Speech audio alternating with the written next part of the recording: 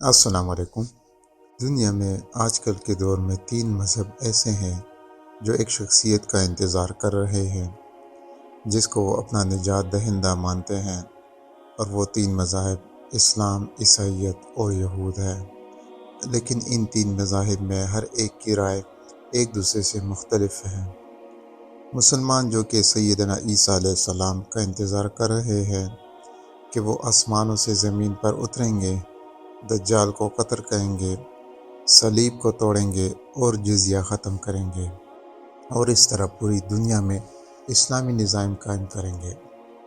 اور دوسری طرف دجال کا آنا مشہور حدیث ہے جس میں حضور صلی اللہ علیہ وسلم نے فرمایا کہ دجال کے فتنے سے جو محفوظ رہنا چاہتا ہو اس کو چاہیے کہ سورہ کاف کی ابتدائی یا خاتمے کی آیتوں کی تلاوت کرے۔ بعض روایتوں میں ابتدا کا ذکر نہیں ہے، بلکہ فرمایا گیا ہے کہ مطلقاً سورہ کاف کی 10 آیتوں کی تلاوت اس کے تلاوت کرنے والے کو دجال کے فتنے میں مبتلا ہونے سے بچا لیتی ہے۔ دجال کے متعلق آپ نے جو کچھ سنا ہوگا یا کتابوں میں جن چیزوں کی نسبت اس کی طرف کی گئی ہے، اس کو سامنے رکھتے ہوئے یہ تعبیر لی جا سکتی ہے کہ بعض قدرتی قوانین پر دجال کو قدرت دی جائے گی۔ مثال کے طور پر سفر، یعنی ایک جگہ سے دوسری جگہ جانا اس کے لیے اتنا آسان ہوگا اور تیز رفتار ہوگا جیسا بارش کو تیز آندھی اڑا کر لے جاتی ہے۔ حضرت علی رضی اللہ عنہ نے ایک دفعہ خطبے میں فرمایا کہ دجال کی آواز ایک ہی وقت میں مغرب اور مشرق کے لوگ اکٹھے سنیں گے، یعنی صرف فاصلہ ہی نہیں بلکہ آواز کو دور دور تک پہنچانا بھی کوئی مسئلہ نہیں ہوگا۔ آج ہمیں معلوم ہے کہ انٹرنیٹ یا پھر سیٹلائٹ کے ذریعے ایک وقت میں پیغام پوری دنیا میں سنایا اور دکھایا جا سکتا ہے۔ اس کے علاوہ دجال کے ساتھ کچھ شیاطین ہوں گے جو انسانوں کی شکل بنا کر زندوں سے کہیں گے کہ مجھے تم پہچانتے ہو، میں تمہارا بھائی یا تمہارا باپ یا تمہارا فلاں رشتہ دار ہوں، کیا تم نہیں جانتے کہ ہم مر چکے ہیں؟ آج کل اس قسم کی پریکٹس امریکہ اور یورپ میں اسپریچولزم کے نام سے ہو رہی ہے، جس میں یہ دعویٰ کرتے ہیں کہ جو مر چکے ہیں اس سے ہم اس کو زندہ رشتہ داروں سے بات کرواتے ہیں۔ دجال کے دونوں آنکھوں کے بیچ کاف یا را لکھا ہوا ہوگا جسے ہر مومن پڑھے گا، خواہ وہ پڑھا لکھا ہو یا ان پڑھ ہو۔ ایک دفعہ ہمارے پیارے نبی صلی اللہ علیہ وسلم نے فرمایا کہ دجال کے دیکھنے کا موقع جسے مل جائے اس کو چاہیے کہ اس سے دور رہے۔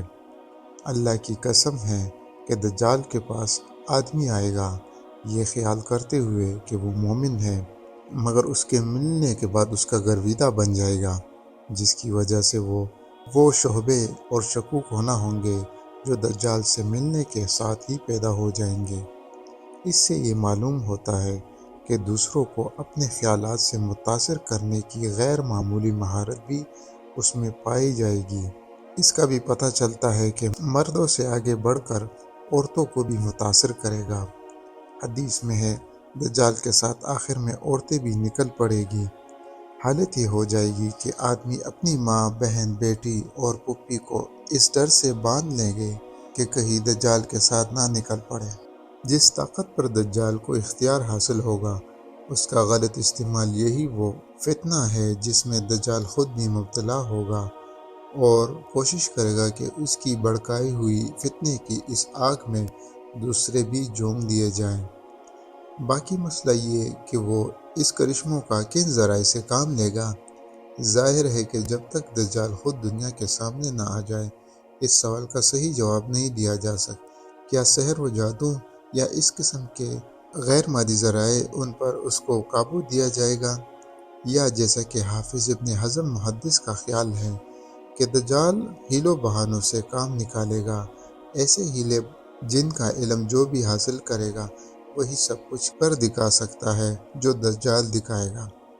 حافظ ابن حزم کی بات اگر مان لی جائے تو آج کل ایسی ٹیکنالوجی بنی ہے جس سے مختلف جانوروں کی 3D گرافکس بنا کر لوگوں کو محظوظ کیا جا رہا ہے، یا پھر ہم اسے ایلوژن بھی کہہ سکتے ہیں۔ رسول اللہ صلی اللہ علیہ وسلم نے فرمایا کہ جو چیزیں دجال کے ساتھ ہوں گی، میں انہیں دجال سے زیادہ جانتا ہوں۔ اس کے ساتھ 2 نہریں ہوں گی، جن میں سے ایک تو دیکھنے والوں کو بھڑکتی ہوئی آگ معلوم ہوگی اور دوسری سفید پانی۔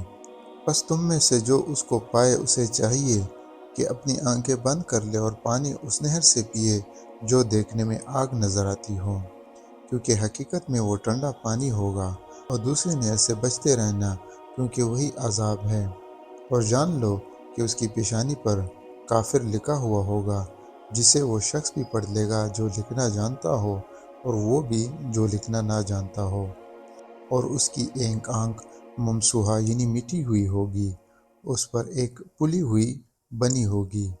وہ آخری بار اردن کے علاقے عفیق نامی گھاٹی پر نمودار ہوگا۔ اس وقت مسلمانوں اور دجال کے لشکر کے درمیان جنگ ہوگی۔ 1/3 مسلمان قتل کر دیے جائیں گے اور 1/3 کو شکست دے کر بھگا دیں گے اور 1/3 کو باقی چھوڑ دیں گے۔ رات ہو جائے گی اور مسلمان جلدی نماز پڑھ لیں گے اور دشمن کے مقابلے کے لیے روانہ ہوں گے۔ بس جب یہ لوگ نماز کے لیے اٹھیں گے تو عیسیٰ علیہ السلام ان کے سامنے نازل ہو جائیں گے اور نماز ان کے ساتھ پڑھ لیں گے۔ نماز سے فارغ ہو کے وہ ہاتھ سے اشارہ کرتے ہوئے فرمائیں گے کہ میرے اور دشمن خدا یعنی دجال کے درمیان سے ہٹ جاؤ تاکہ مجھے دیکھ لے۔ حدیث میں آتا ہے کہ دجال حضرت عیسیٰ علیہ السلام کو دیکھتے ہی ایسے پگھلے گا جیسے دھوپ میں چکنائی پگھلتی ہے، اور حضرت ابن عمر رضی اللہ عنہ فرماتے ہیں کہ جیسا نمک پانی میں گھلتا ہے۔ اللہ دجال اور اس کے لشکر پر مسلمانوں کو مسلط کر دے گا، چنانچہ وہ ان سب کو قتل کر دیں گے، حتیٰ کہ درخت اور پتھر بھی پکار اٹھیں گے کہ اے اللہ کے بندے، اے مسلمان، یہ یہودی ہے، اسے قتل کر دے۔ غرض اللہ تعالیٰ ان سب کو فنا کر دیں گے اور مسلمان فتح یاب ہوں گے۔ بس مسلمان صلیب کو توڑ دیں گے، خنزیر کو قتل کر دیں گے اور جزیہ بند کر دیں گے۔ مسلمان اسی حال میں ہوں گے کہ اللہ تعالیٰ یاجوج و ماجوج کو باہر نکال دیں گے۔ انشاءاللہ اس کے بارے میں آئندہ کبھی ذکر کر لیں گے۔ مجھے امید ہے کہ آپ کو یہ ویڈیو پسند آئی ہوگی۔ مجھے اجازت دیجیے گا۔ اللہ حافظ۔